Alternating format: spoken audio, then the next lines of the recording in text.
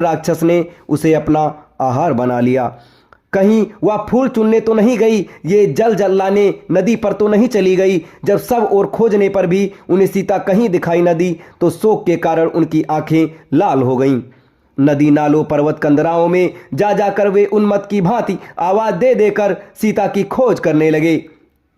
अंत में उनकी उन्मत्तता इतनी बढ़ गई कि वे कभी कदम्ब के वृक्ष के पास जाकर कहते, हे कदम्ब, मेरी सीता को तेरे पुष्पों से बहुत स्नेह था, तू ही बता वह कहाँ है। कभी विलु के पास जाकर उससे पूछते, हे विलु विटप, क्या तुमने पीत वस्त्रधारिणी सीता को कहीं देखा है।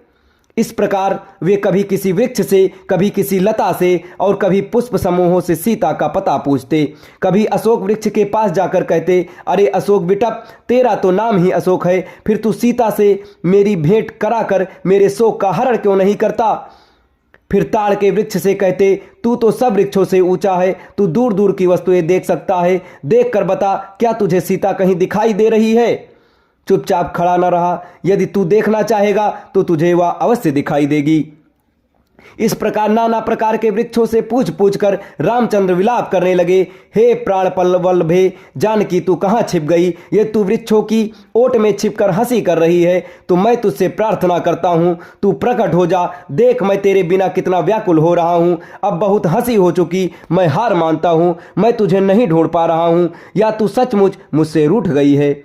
हाँ सीते, बोल, जल्दी बोल, तू कहाँ है। इधर देख, तेरे साथ खेलने वाले मृग शावक भी तेरे वियोग में अश्रु बहा रहे हैं।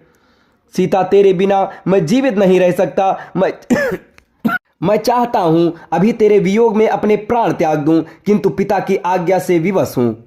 मुझे स्वर्ग में पाकर वे धिक्कारेंगे और कहेंगे, तू मेरी आज्ञा की अवहेलना करके 14 वर्ष की वनवास की अवधि पूरी किए बिना ही स्वर्ग में कैसे चला आया। हाँ, मैं कितना अभागा हूं जो तुम्हारे विरह में मर भी नहीं सकता। हाय जानकी, तुम ही बताओ, तुम्हारे बिना मैं क्या करूं।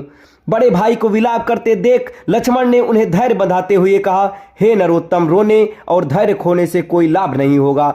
आइए आश्रम से बाहर चलकर वनों और कंदराओं में भाभी की खोज करें। उन्हें वनों तथा पर्वत में भ्रमण करने का चाव था। संभव है वही कहीं भ्रमण कर रही होंगी।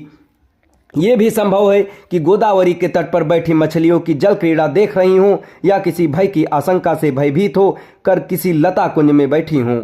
इसलिए हमारे लिए ये उचित है कि हम विषाद और चिंता को छोड़कर उनकी खोज करें। लक्ष्मण के युक्त वचन सुनकर राम उनके साथ वनों, लताओं, गिरी कंदराओं आदि में खोज करने के लिए चले। उन दोनों ने समस्त वन, पर्वत, कंदरा आदि में खोज डाला।